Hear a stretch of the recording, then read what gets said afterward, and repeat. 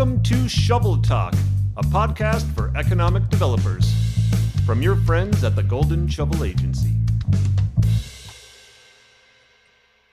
Hello, everyone, and welcome to another episode of ShovelTalk. I'm Bethany Quinn, and I'm here with Amanda Jenkins, your host, and we are excited to introduce our guest to you today, Mr. Chuck Sexton of One East Kentucky. But before we do, on our last podcast, Amanda gave some clues as to where in the world is Amanda. Some of you may have seen her location on social media, but in case you haven't, Amanda, tell us a little bit more about where you happen to be living right now. Yeah, so I think the clues were I wake up to a rooster, good variety of margaritas, and then sunset hikes in the desert. And so for those who didn't see the answer, I am in San Jose del Cabo in Mexico. It is absolutely beautiful here. It's been in the mid 70s, already gotten sunburnt. So it's just been great. So I'll be living here for a couple months before I pick my next location to live. And I'm sure we'll be doing another game of where in the world is Amanda when I figure out where else I'm going. Sounds fun. So Amanda, tell us about one surprise that you did not expect about living in Mexico as a digital nomad. What's something that unforeseen part of your adventure? One thing that was really cool that I got to do recently, which I don't know if I really expected I was going to be able to do this or not, but one of the hotels here actually allows you to use their rooftop infinity pool and spa that overlooks the whole ocean.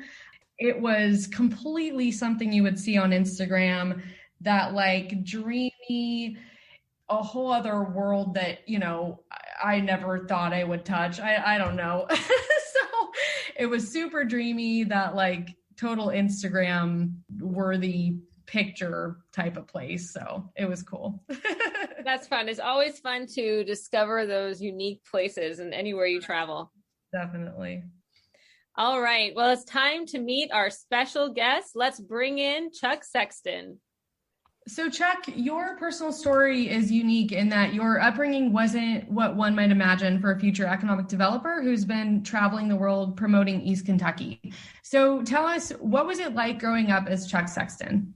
So I grew up in a fairly rural area of Western Kentucky called Water region of Kentucky. All the inland rivers in the United States, actually the major ones, 4 of them converge in Western Kentucky. And I grew up in what's called the river bottoms of that area, and grew up in a musty old rusty trailer. My dad didn't have a regular 9-to-5 type job.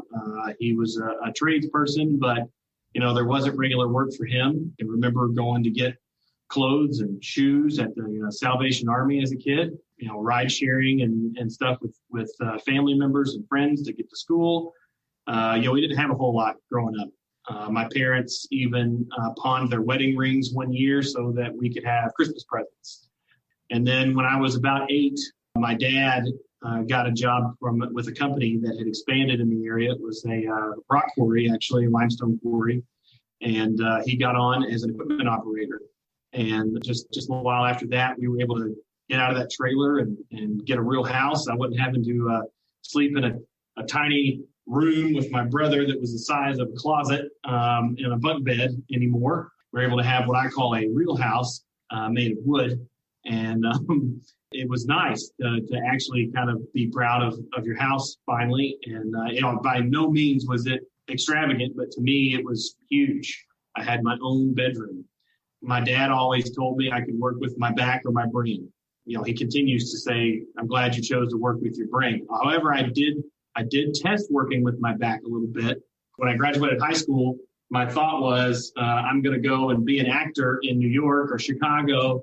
I had a chance to audition at the Juilliard in New York. And even though Dad had a decent job, we could afford a house, it still wasn't like a lot of money. So he couldn't afford to send me there to even audition. He couldn't afford a plane ticket to get me there. So that kind of dashed my dreams of being an actor or a radio personality. So I actually ended up leaving college and got a job at a local radio station for a little while, was a DJ. And I graduated high school at 17, so I hadn't even turned 18 at this point, and was just trying to work my way through and figure out what the world I was going to do with my life. And I ended up getting a job with international distribution company, working part-time. I worked for them 4 days a week. I'd do construction on Fridays and Saturdays with my dad. And then about the time I turned 19, that company offered me the opportunity to be an assistant manager. And by the time I was 20, I was a full-time manager for that company. The good thing about me is I look older than I am. And so at 20, everyone thought I was 28, maybe 30. No one questioned why this 20-year-old was running this company. And I learned a lot, obviously, being sort of thrown to the wolves there and running a company that young.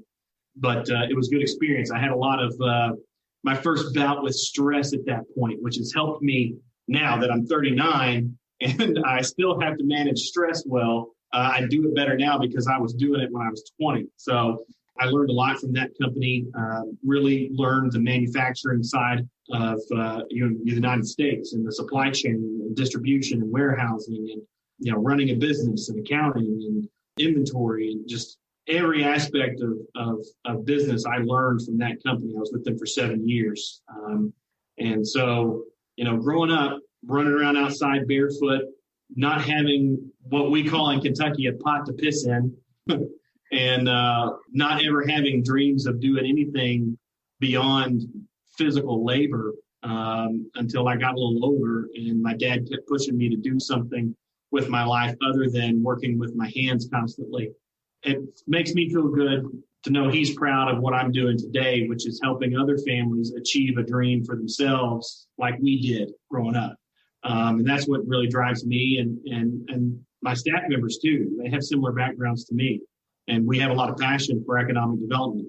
Most awesome thing in the world is when somebody gets a job because of the hard work that you put in, and they email you or they call you and thank you because they see who's behind the scenes and they're able to spend time with their family and do things for their family that they weren't before.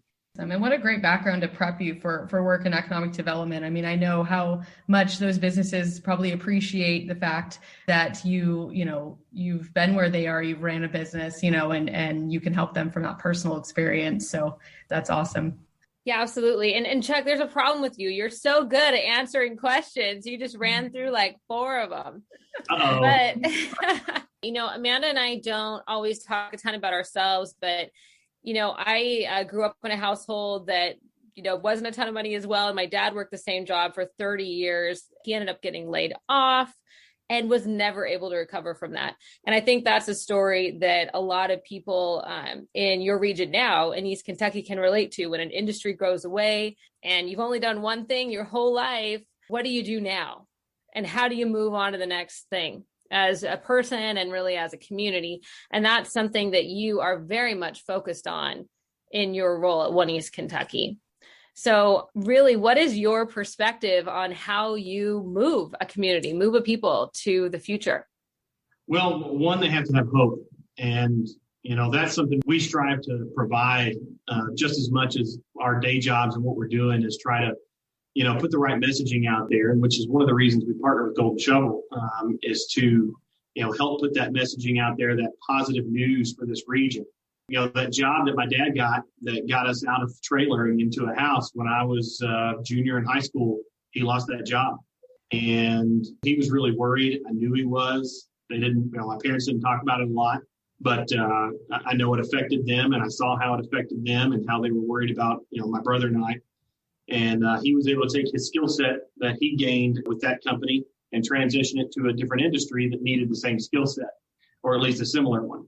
And so if you look at a place like Eastern Kentucky, who's just been decimated with the coal industry decline, my goal coming here was, one, to understand what those coal-related skill sets were, and to take those and match those with target industries that, one, could thrive here because of location and distribution and supply chain, but also because we had an advantage in our business case, which was those workers.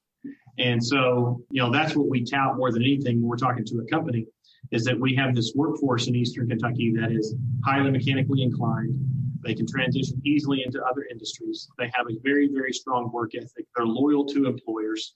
As long as a company is good to them, they're going to be good to that company.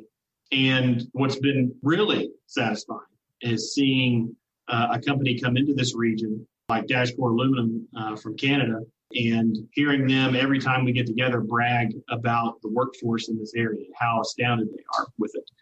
The workforce here, they've told me, is 50% more efficient and productive than the workforce that they have in Canada.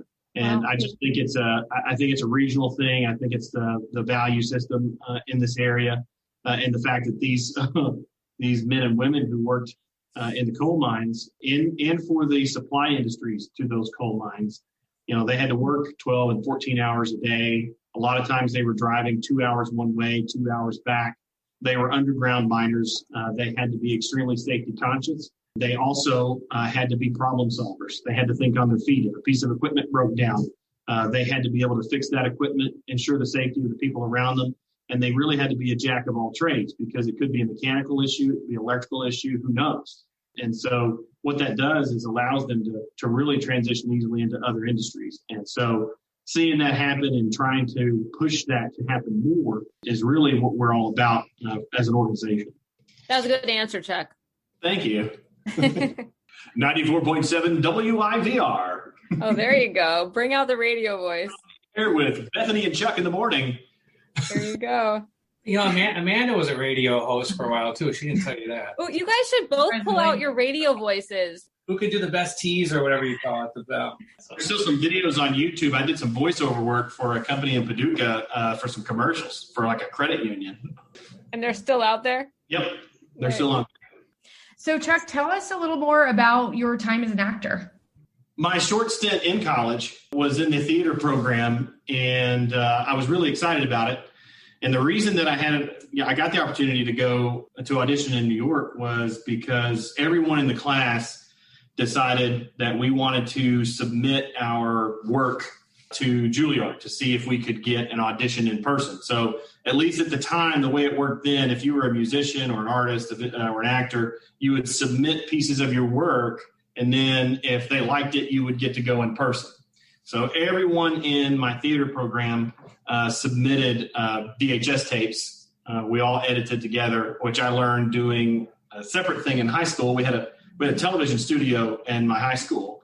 And so I also was a reporter on the morning announcements, which wasn't just for the school. We did the morning news for the entire county that I lived in. It went out on the cable network.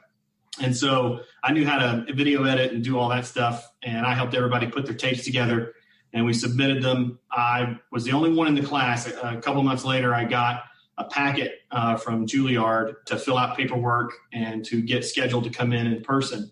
And when I realized that wasn't going to happen, a few of us talked about moving to Chicago and trying to get into Second City, but it seemed too risky to me at the time. So that's when I transitioned into business, but I never really lost my acting bug.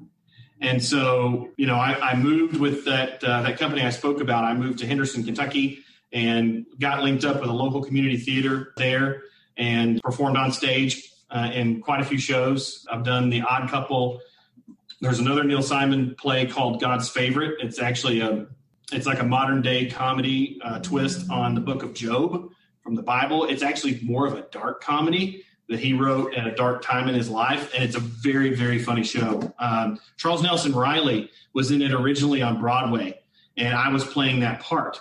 And so I did a Charles Nelson Riley impersonation in that show, and I thought it was fantastic. But at any rate, even when I moved back to Paducah, I left that company I was talking about, being a business manager for them. My mother got cancer, and I wanted to be near her in the last few years of her life.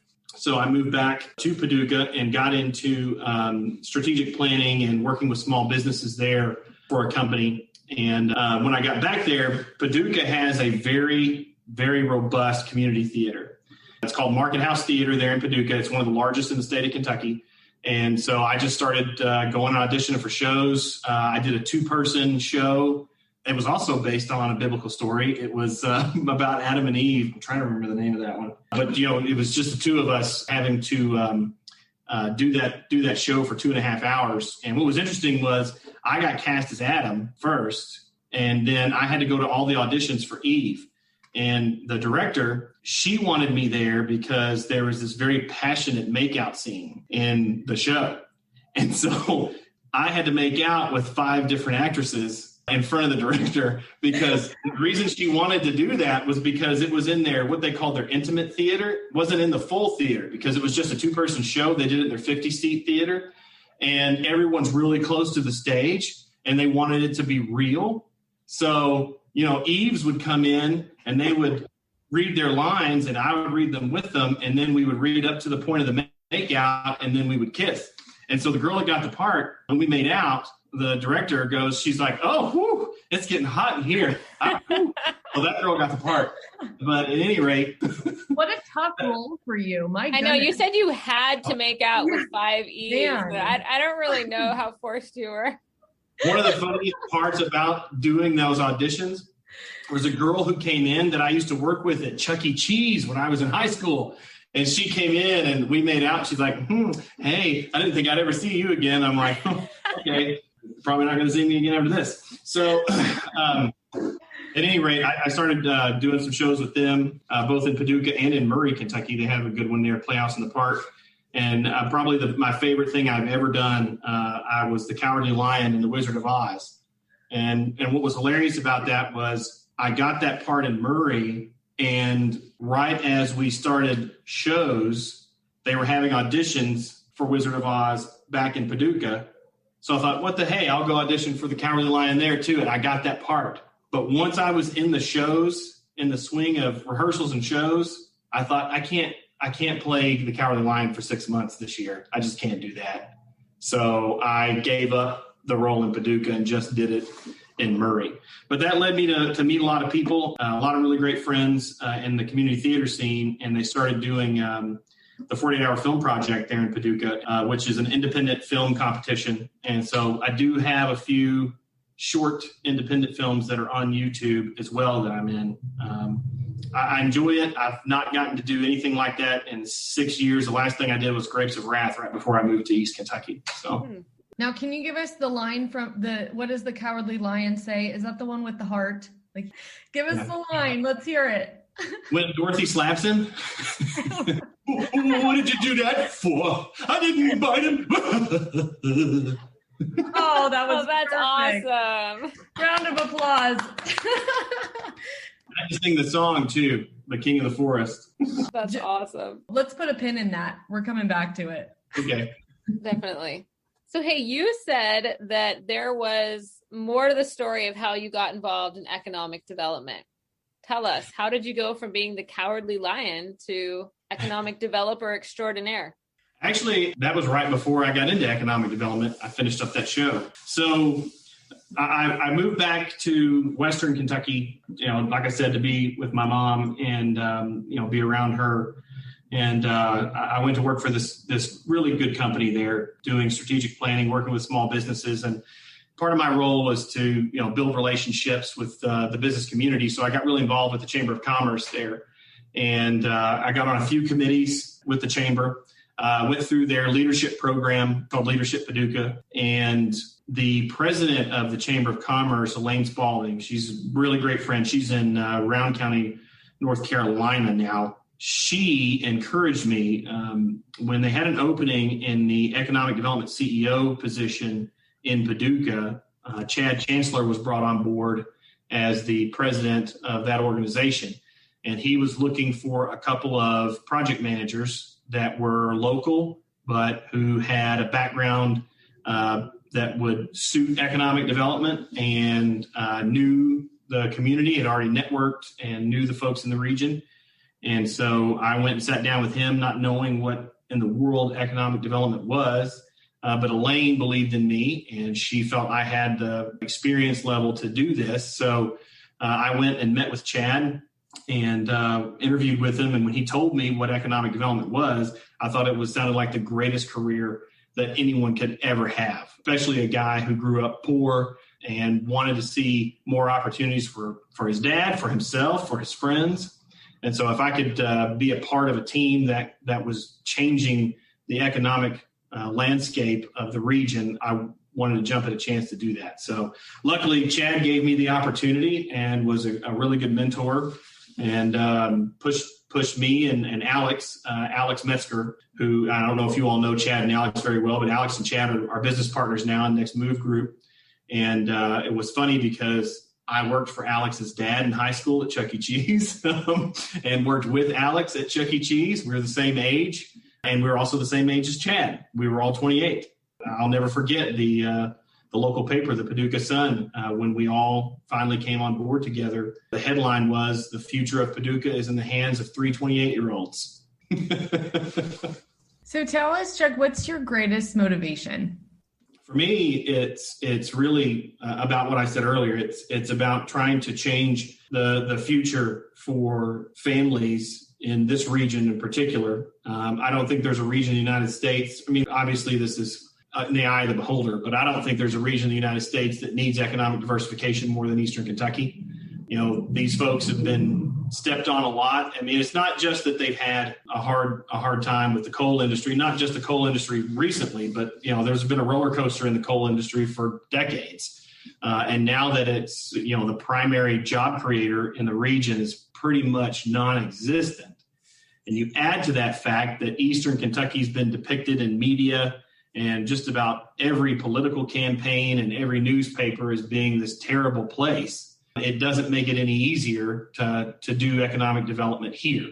And so in my mind, it's not just about lifting up the people, it's about lifting up the area's image as well, because this is a great place. There are great people here. It has its problems, just like every other area of the United States has its problems. It's just been crapped on, quite frankly, in the media more than any other area. And not that I don't like the show Justify. I really enjoy that show. But it doesn't do any favors either when you have a television show like that and 99% of the people who watch it think that it's all based on true life that's happening now. And that's not the case. And it's interesting because we've often joked that people sometimes think of East Kentucky and they start hearing banjos playing in the background. But you've actually taken quite a few steps to change that image by using modern technology. Can you tell us more about that? Yeah. So number one, I'd like to say I do a lot of hiking around here. I play a lot of golf around here, some beautiful golf courses here.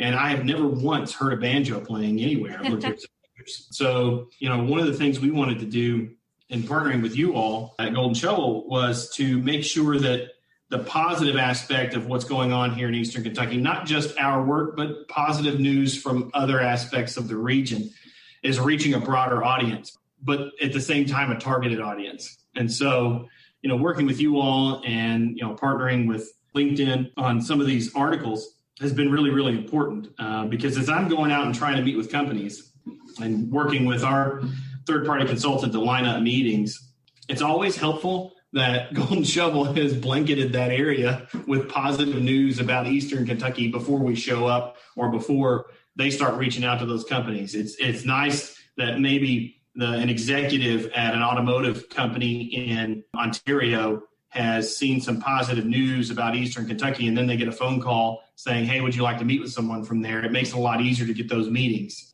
You know, we've run into in the past where we've not done that. I'll give you a specific example. So we tested an email marketing campaign with another company. And it was just, you know, a certain number of leads per month. They get a blanket email from us trying to get us some meetings churned up in a different manner than what we're currently doing and see if it works. And it looks like, you know, it comes from me. And so when they reply, it comes back to me. And a gentleman in Florida responded and said, "Hey, I was thinking about coming up to Eastern Kentucky and going to Harlan," which is where Justify was based. It was not filmed there. He said, "Should I bring a gun with me?" Whoa. So knowing his name and where he's located, I looked up FBI crime statistics where he lived as well as Harlan. And so my response was, you know, I would absolutely encourage you to bring a gun with you if you're an outdoor enthusiast, if you like to hunt. because there's a lot of great hunting in our area. However, if you mean bring a gun with you for protection, I would imagine that if you don't carry a gun with you where you are, you certainly don't need one if you come visit Harlan County, because you're 50 times more likely to be murdered or shot where you live now than in Harlan. So he responded and apologized profusely, but we quit doing that too. We would rather do what we're doing with you all and have those positive news articles go out before anyone's contacted from our area, because it does help a great deal. And it's not just targeting people that we're trying to meet with. It's also targeting people who may have grown up here, who may have an interest in seeing this area thrive, and trying to get them interested in supporting our efforts as well. And we've gotten some communications and positive responses from people in that realm as well. So Chuck, we know obviously very well that One East Kentucky is really leveraging video and virtual reality right now to communicate with site selectors and industry leaders. I know that some of that was already in the works prior to COVID, but you've really emphasized that with everything that's happened over the past year. Tell us why that's such an important part of your strategy and what you're doing. Well, I've always been a fan of making sure that we have, good video work about our region. I think it's important to show off this area, especially with the things we've talked about regarding, the negative aspect or the negative light that this area has been put in, especially. But as COVID came along, I'd thought about doing some VR videos a couple of years ago because you all were showcasing the technology. I always like to be on the cutting edge of things, but with the pandemic especially coming along like it did. And I'd had an idea about 5 years ago. I'd seen the Matterport technology used for residential real estate and just thought, man, wouldn't that be awesome for industrial real estate, and to have that on your economic development website to really show off a building. So, if a person can't come in or they want to get a good feel for a facility, they can actually do a physical walkthrough of that facility and look at it in a dollhouse view and look at it from above, and they can actually take and measure where their equipment's going to be on the floor plan of that facility. So Matterport, to me, as that technology continues to improve, is going to be really critical for economic development going forward. But the VR on top of that, with the pandemic causing our normal everyday jobs to come to a standstill, not being able to go out and meet with companies face to face, we have to have the technology in our office as well as on our website so that we can meet virtually with companies and continue to do what we do. Because right now the economy is starting to turn around. Companies are starting to make decisions, and we've got to be prepared as an organization to market this area, even if we can't meet with them in person. Even if they can't come visit this area in person, we have to be able to send that to them virtually. And so I'm really excited because we're getting this stuff on our website, I guess today, our virtual videos and some of our Matterport is going up. And we just started meeting with companies virtually last week. So it's really, really critical timing for us, especially because a lot of the companies we're meeting with are international. It's not just domestic. And so because we have a focus on FDI, it makes it even easier for us, because who knows when we'll get to go to Europe again. I mean, Canada's still a huge question mark for us because they're not even really getting vaccines out there. So I would imagine that we might not get into Canada until 2022. So we have to be able to do this in order to market to those companies. You add on top of that we have a Canadian company who made the decision and got their facility started up during COVID. They have suppliers who may want to come here. Even if we weren't out recruiting, we still have to have this so that we can try to capture that supplier network for this company to get them here. Sure. So Chuck, for our listeners that want to go check this out, do you want to give our listeners your website so they can go check it out? Yeah, it's oneeastky.com. That's spelled out. So there are two E's in a row, oneeastky.com. We do have a specific page for our virtual videos. I just can't remember which page it is right now.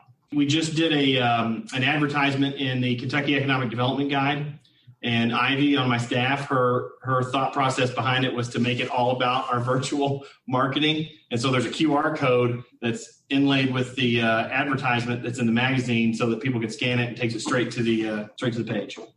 And I'm sure it'll be a link will be up on your social media and such too. So yeah, we'll be pushing out a press release pretty soon about that, I'd say. Site Select Virtual Tours. That's what it's under. OneEastKY.com, site selection, virtual tours. Just came to me. So, Chuck, if you could tell our listeners one thing about East Kentucky, what would that one thing be?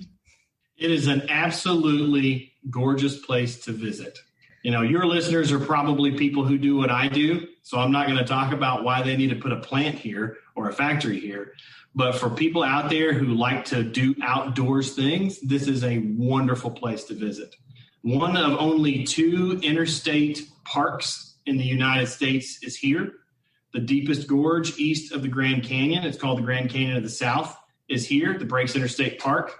If you like to kayak, whitewater raft, mountain bike, play golf, hike, this is a wonderful place to do it. So it's a great place to visit. All right. So we have come to the part in our podcast episode here where we play a little game. And so we're calling it the lightning question game. And so it's a get to know you type of game. There's, I think, 8 or 9 questions for you. And so Darren basically puts 1 minute on the clock and you answer the first thing that comes to mind. So you go through the questions as fast as you can. We'll see how many we get through. And they get more interesting as we go. So Darren, if you could put 1 minute on the clock for us. I have a special one at the end and you have to answer it either way. Okay. What is the last book you read? Never Eat Alone. I just reread that one. Favorite podcast? Joe Rogan Experience. I was going to say wrong answer. It's supposed to be ShovelTalk. Just kidding. First thing you do in the morning? Brush my teeth. Favorite superhero and why? Superman, because he is the bomb. What superpower would you want and why? Flight. Always wanted to be able to fly. I don't know why. If you could live anywhere in the world for a year, where would you live? For a year? By myself? Oh. If you could have a meal with anyone in history, who would it be with and why? Oh, God. Bless America. I don't know. There's so many. But only one. Anyone in history. You know what? I really do not know who I would want to, if there was only one person. My great-grandfather, Lorenzo Ramsey Baker, because he was a moonshiner between the rivers, and I would love to hear those stories. That would be awesome. Favorite band or singer when you were a teenager? The Backstreet Boys. Last question. The moment I've been waiting for. Give us the Cowardly Lion song. Oh, Jesus. If I were king of the forest. I don't know a better way to end a podcast. I'll tell you that. I'm going to go slam my head in the door now. That was amazing. No, that was awesome. Thank you. Perfect. Chuck Sexton, thank you so much for being with us here today on Shovel Talk. We had so much fun learning about your background, and I don't think any of our guests have had such an incredible voice before you. So you can come and sing on our podcast at any time. Anytime. Perfect. Appreciate it. Glad to be here. Thank you all. Thank you everyone for joining us on another episode of Shovel Talk.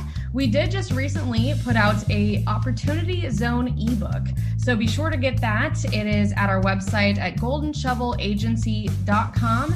You should see a pop-up come up where you can download that ebook. And be sure to follow us on social media, which you can also find on our website.